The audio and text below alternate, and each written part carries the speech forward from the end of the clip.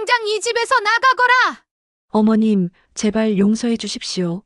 3년이 넘도록 아들 하나 못 낳는 계집은 필요 없다! 썩 꺼지거라! 대문이 닫혔습니다. 한겨울. 눈보라가 휘몰아치는 김진사 댁 대문 앞이었습니다. 소희는 눈보라 속에 홀로 남겨졌습니다. 손에 쥔 것은 낡은 보따리 하나뿐이었습니다. 친정에서 가져온 누비옷, 한 벌과 헝겊 몇 조각이 전부였습니다. 사연 시작 전 구독과 좋아요 눌러주시고요. 전국 어디서 보시는지 댓글 남겨주시면 그곳으로 행운 가득하시길 기원하겠습니다. 친정은 이미 오래전 역병으로 부모를 잃고 사라진 곳이었습니다. 갈 곳이 없었습니다. 눈발은 점점 더 거세졌습니다. 하얀 눈송이가 소희의 얼굴을 매섭게 때렸습니다. 발걸음을 뗄 때마다 발이 눈 속으로 깊이 빠졌습니다. 마을을 벗어나 산길로 접어들었습니다. 혼례를 올린 첫날 밤부터 남편 김도령은 그녀의 얼굴을 보고 고개를 돌렸었습니다. 촛불도 끄지 않고 그대로 방을 나가버렸습니다. 이튿날부터 남편은 기생집을 드나들기 시작했습니다.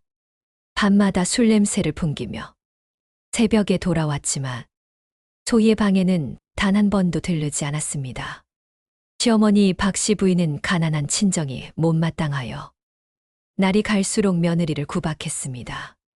밥을 늦게 차렸다고, 청소가 덜 되었다고, 바느질이 서툴다고 매일같이 꾸짖었습니다. 3년이 지났습니다. 아이는 생기지 않았습니다. 생길 리가 없었습니다.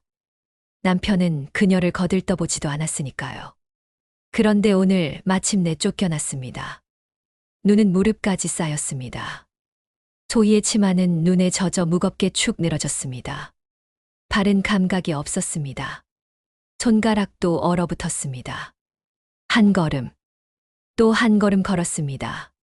정처 없이 산길을 올랐습니다. 어디로 가는지도 몰랐습니다.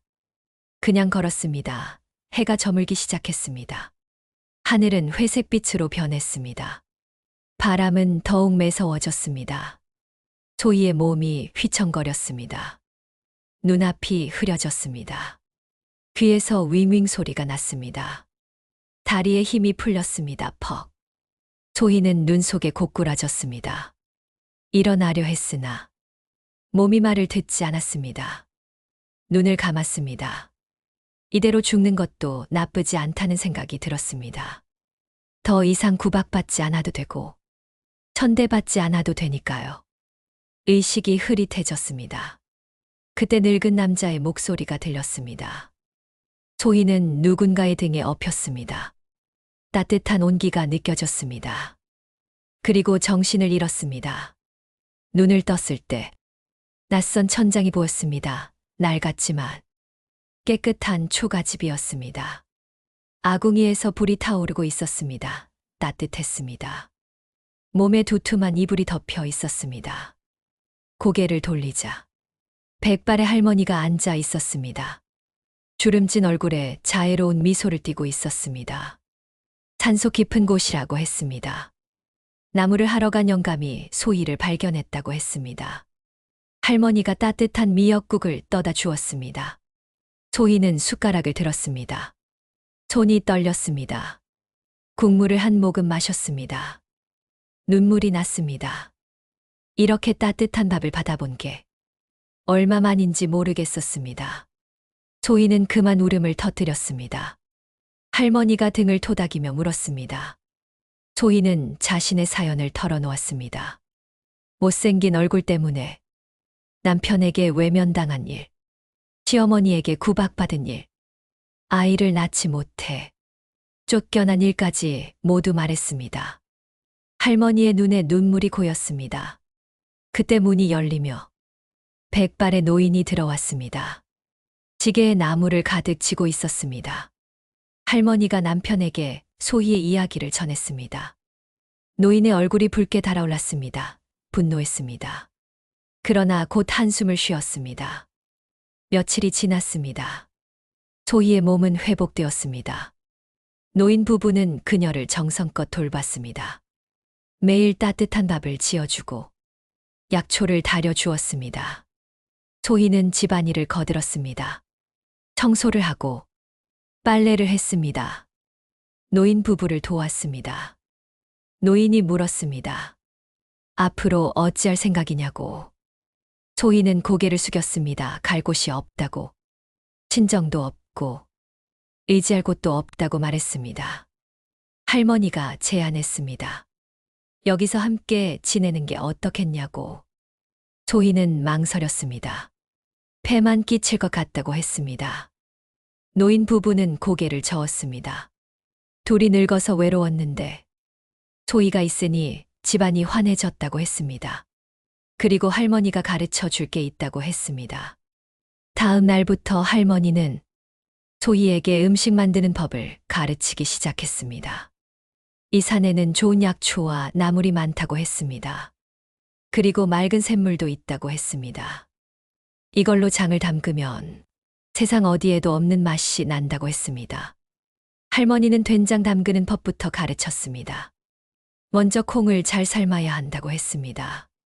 너무 무르게 삶으면 안 되고 적당히 삶아야 한다고 했습니다. 소희는 열심히 배웠습니다. 할머니의 손놀림을 하나하나 지켜봤습니다. 메주를 띄울 때는 온도와 습도가 중요하다고 했습니다. 너무 춥거나 더우면 안 된다고 했습니다. 그리고 소금은 산 너머 바닷가 마을에서 가져온 천일염을 써야 한다고 했습니다. 그래야 맛이 깊어진다고 했습니다. 소희는 공책에 하나하나 적어 나갔습니다. 며칠 후 간장 빚는 법을 배웠습니다. 간장은 인내가 필요하다고 했습니다. 오래오래 숙성시켜야 진한 맛이 난다고 했습니다. 할머니가 항아리를 열었습니다. 진한 간장 향이 퍼졌습니다.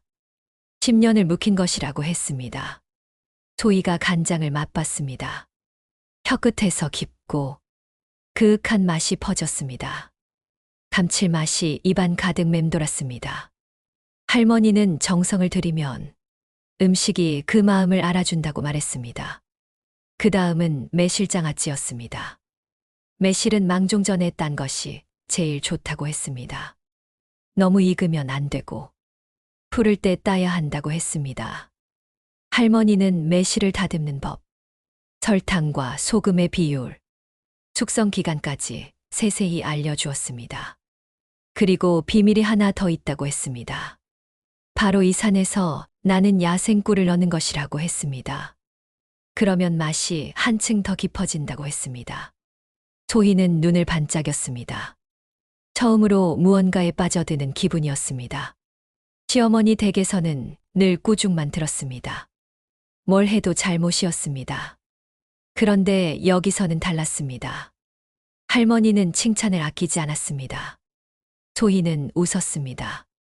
진심으로 웃었습니다. 3년 만에 처음 웃는 것 같았습니다. 계절이 바뀌었습니다.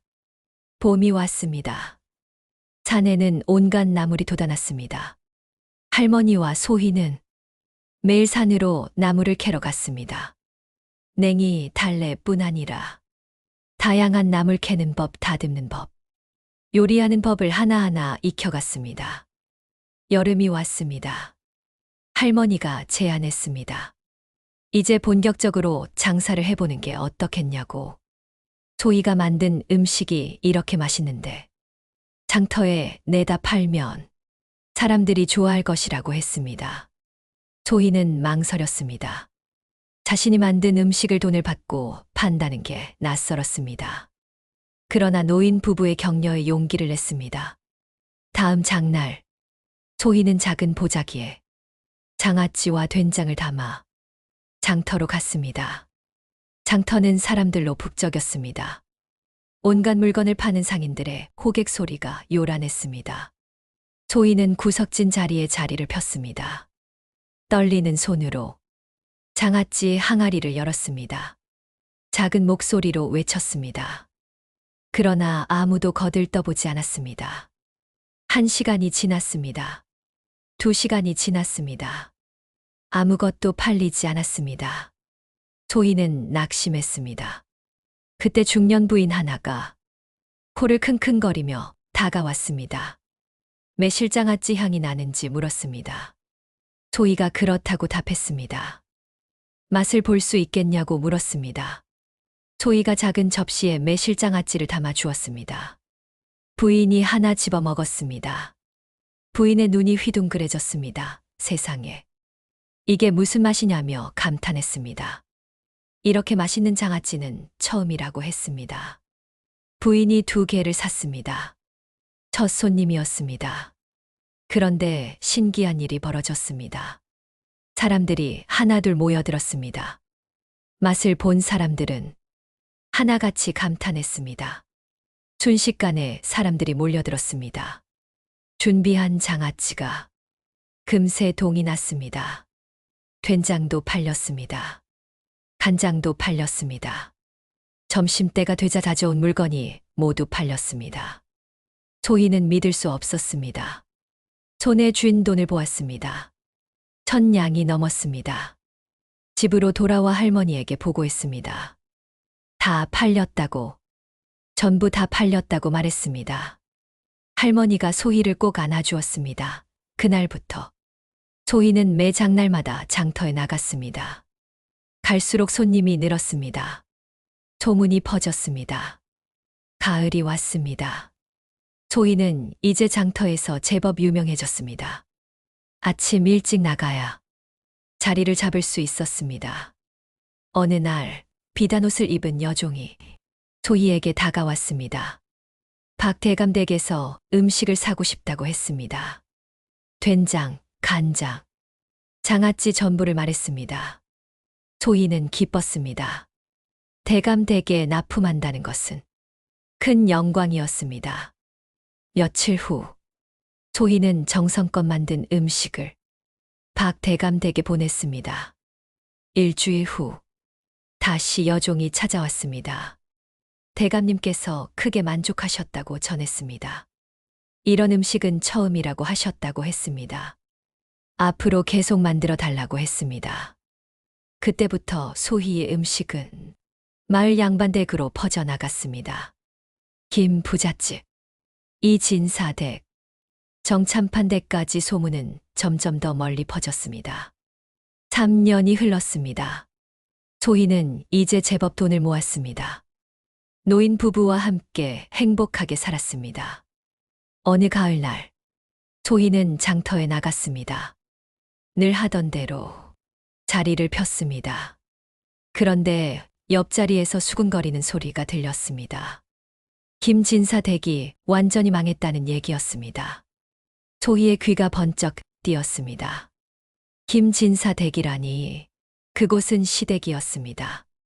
아들이 기생을 첩으로 되었는데 그 기생이 집안 재산을 몽땅 빼돌렸다고 했습니다. 금은 보화는 물론이고 땅 문서까지 다 가져갔다고 했습니다. 그리고 도망쳤다고 했습니다. 집은 거덜났다고 했습니다. 하인들도 다 도망갔다고 했습니다. 이제 시어미랑 아들 둘만 남았는데 시어미는 병들어 누워있고 아들은 술만 퍼마신다고 했습니다. 소희는 가슴이 철렁했습니다. 장사를 마치고 집으로 돌아왔습니다. 그런데 마음이 편치 않았습니다. 밤이 되었습니다. 잠을 이룰 수 없었습니다. 다음 날, 소희는 옛집이 있는 마을로 갔습니다. 멀리서 담장 너머로 집을 바라보았습니다. 집은 황폐했습니다. 담장은 무너져 내렸고 마당에는 잡초가 무성했습니다. 창문 너머로 시어머니가 보였습니다. 야윈 몸으로 누워 신음하고 있었습니다. 마당 한쪽에서는 남편이 술병을 기울이고 있었습니다. 머리는 산발이었고 옷은 남루했습니다. 하인은 단 2명만 남아 있었습니다. 그마저도 짐을 싸고 있었습니다. 도망칠 준비를 하는 것 같았습니다. 소희는 발길을 돌렸습니다. 집으로 돌아온 소희는 며칠 밤을 뜬 눈으로 지새웠습니다. 미워해야 했습니다. 자신을 그토록 괴롭힌 사람들이었습니다. 쫓겨날 때 손가락 하나 까딱하지 않던 사람들이었습니다. 그런데 마음 한구석이 아팠습니다. 병들어 누운 시어머니의 모습이 눈에 밟혔습니다. 술에 찌든 남편의 얼굴이 떠올랐습니다. 소희가 할머니를 찾았습니다. 장터에서 들은 이야기를 했습니다. 옛집을 다녀온 일도 말했습니다. 그런데 이상하게도 그 사람들이 미워지지 않는다고 했습니다. 오히려 마음이 아프다고 했습니다. 할머니가 소희의 손을 잡았습니다. 그건 소희의 마음이 착하기 때문이라고 했습니다. 소희는 눈물을 흘렸습니다. 그들을 돕고 싶다고 했습니다. 자신이 배운 이 음식 솜씨로 그들을 일으켜 세우고 싶다고 했습니다. 할머니는 놀라지 않았습니다. 오히려 따뜻하게 웃었습니다. 그럴 줄 알았다고 했습니다. 노인도 고개를 끄덕였습니다. 소희의 마음이 고우니 하늘이 감동해서 복을 내린 것이라고 했습니다. 그러니 이제 그 복을 나눌 때가 된 것 같다고 했습니다. 할머니가 일어섰습니다. 준비를 해야 한다고 했습니다. 된장, 간장, 장아찌 재료를 넉넉히 챙겨드리겠다고 했습니다. 며칠 동안 준비했습니다. 할머니는 비법을 다시 세세히 알려주었습니다. 된장 담그는 법, 간장 빚는 법, 장아찌 담그는 법, 하나하나 꼼꼼히 일러주었습니다.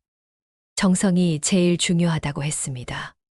음식은 만드는 사람의 마음을 담는다고 했습니다. 드디어 떠날 날이 왔습니다. 소희는 큰 보따리를 쌌습니다. 된장, 간장, 장아찌 재료가 가득 들어 있었습니다. 노인 부부에게 깊이 절을 올렸습니다. 정말 감사하다고, 은혜를 어떻게 갚아야 할지 모르겠다고 말했습니다. 노인은 은혜는 무슨 은혜냐고 했습니다. 자신들도 소희 덕분에 행복했다고 했습니다. 소희는 꼭 잘 되었어. 다시 찾아뵙겠다고 약속했습니다. 노인 부부는 여기서 기다리고 있겠다고 했습니다.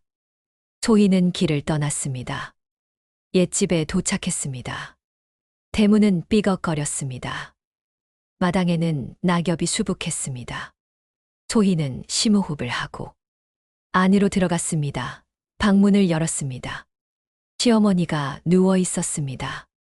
눈을 감고 있어 자는 것 같았습니다. 소희는 조용히 청소를 시작했습니다. 마당을 쓸었습니다. 방을 닦았습니다. 먼지를 털었습니다. 부엌으로 갔습니다. 엉망이었습니다. 그릇은 설거지 하지 않은 채 쌓여 있었고 아궁이에는 재가 가득했습니다. 소희는 묵묵히 청소했습니다. 그릇을 씻고 아궁이를 치우고 밥을 지었습니다. 미역국을 끓였습니다. 정성껏 만들었습니다. 밥상을 차린 후 시어머니 방으로 들고 갔습니다. 진지 드시라고 말했습니다. 시어머니가 눈을 떴습니다. 소희를 보고 눈이 휘둥그레졌습니다. 왜 여기에 있느냐고 물었습니다. 소희는 밥상을 놓고 나왔습니다. 식기 전에 드시라고만 말했습니다. 시어머니는 멍하니 밥상을 바라보았습니다. 한 숟가락 떠서 입에 넣었습니다. 눈물이 주르륵 흘러내렸습니다. 맛있다고 중얼거렸습니다. 이렇게 맛있는 밥은 처음이었습니다. 아니, 오랜만이었습니다. 며느리가 해주던 밥이 생각났습니다. 그때는 몰랐습니다. 이렇게 정성스럽게 해주었던 것을. 마당에서 남편이 비틀거리며 들어왔습니다. 술 냄새가 진동했습니다. 소희가 그 앞을 막아섰습니다. 남편이 눈을 비볐습니다. 어리둥절했습니다. 소희가 밥상을 내밀었습니다. 밥 드시라고 말했습니다. 남편은 주저앉아 밥상을 받았습니다. 한 숟가락 먹자 눈물이 났습니다. 술에 찌든 혀에도 느껴지는 맛이었습니다. 미안하다고 중얼거렸습니다. 소희는 아무 말도 하지 않았습니다. 다음 날부터 소희는 본격적으로 일을 시작했습니다. 먼저 집안을 완전히 청소했습니다. 3년 동안 쌓인 먼지와 때를 닦아냈습니다. 그리고 장을 담그기 시작했습니다. 할머니에게 배운 대로 콩을 삶았습니다. 메주를 만들어 띄웠습니다. 간장도 빚었습니다. 매실장아찌도 담갔습니다. 매일 시어머니에게 정성껏 음식을 해드렸습니다. 미역국, 된장찌개, 나물무침, 생선구이. 시어머니의 안색이 조금씩 좋아졌습니다. 일어나 앉을 수 있게 되었습니다. 남편에게도 매일 밥상을 차렸습니다.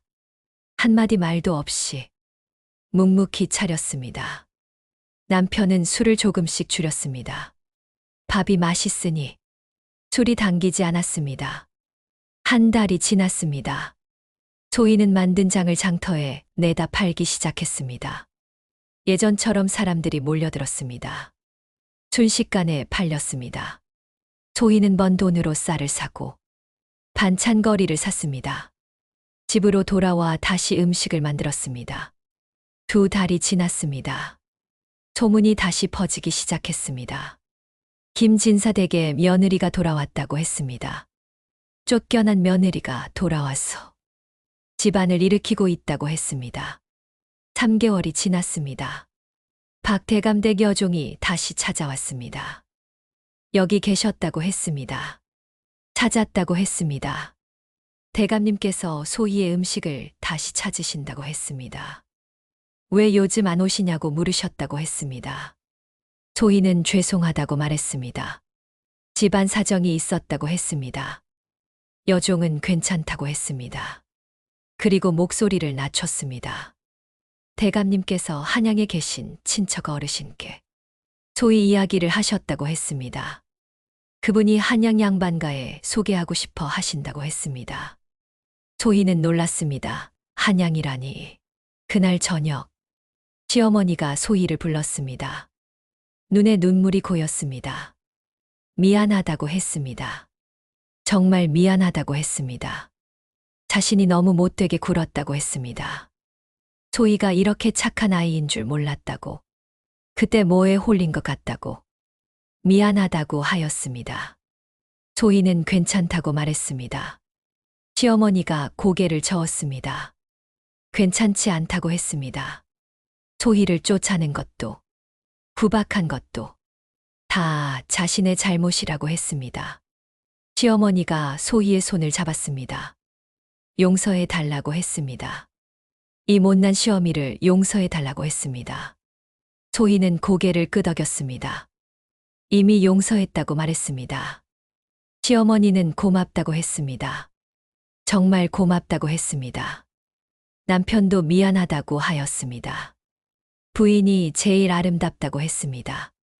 남편이 울었습니다. 소희도 울었습니다. 석 달 후 놀라운 일이 벌어졌습니다. 한양에서 궁궐의 사신이 왔습니다. 김진사 댁을 찾았습니다. 소희라는 아낙네를 찾는다고 했습니다. 소희가 자신이라고 말했습니다. 사신은 대전마마께서 소희의 음식 솜씨를 들으셨다고 전했습니다. 궁궐로 들어와 궁녀들에게 비법을 가르쳐 달라고 하신다고 했습니다. 소희는 깜짝 놀랐습니다.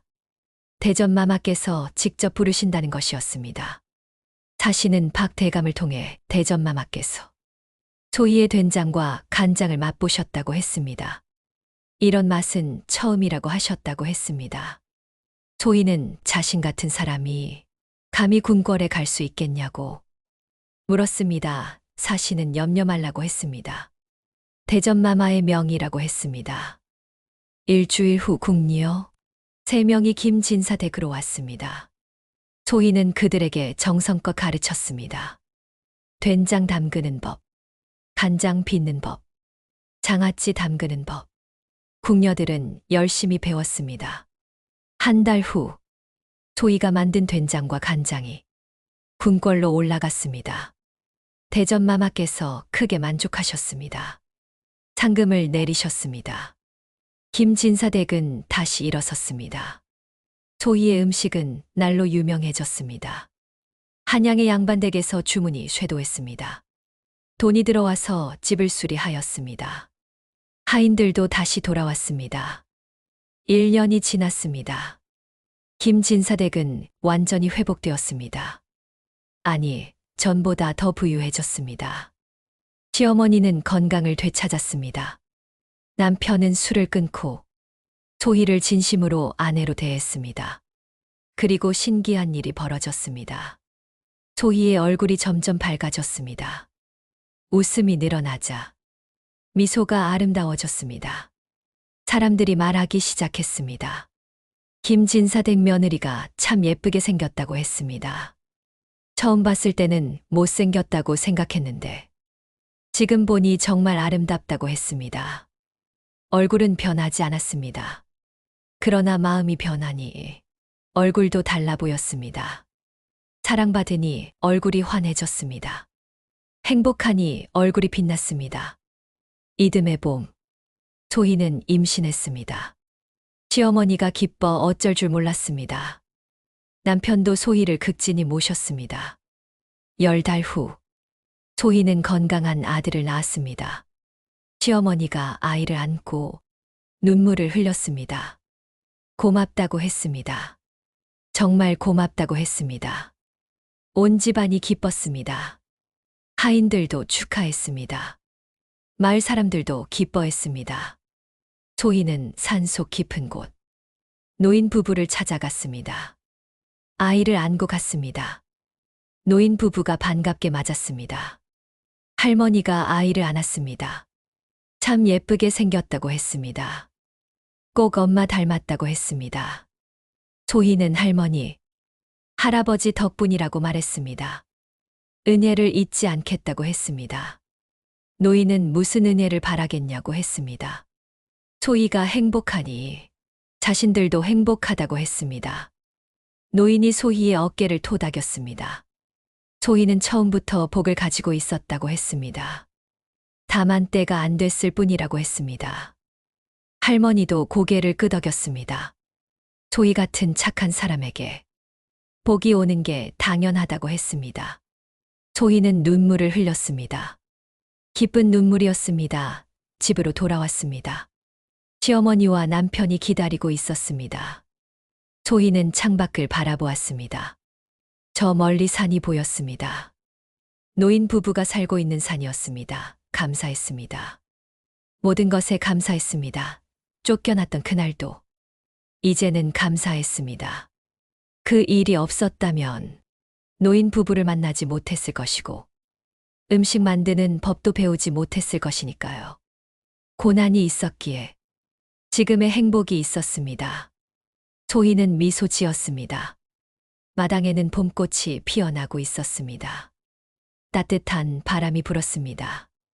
김진사댁에는 웃음소리가 가득했습니다. 소희의 웃음, 시어머니의 웃음, 남편의 웃음, 아이의 웃음, 행복이 넘쳐 흘렀습니다.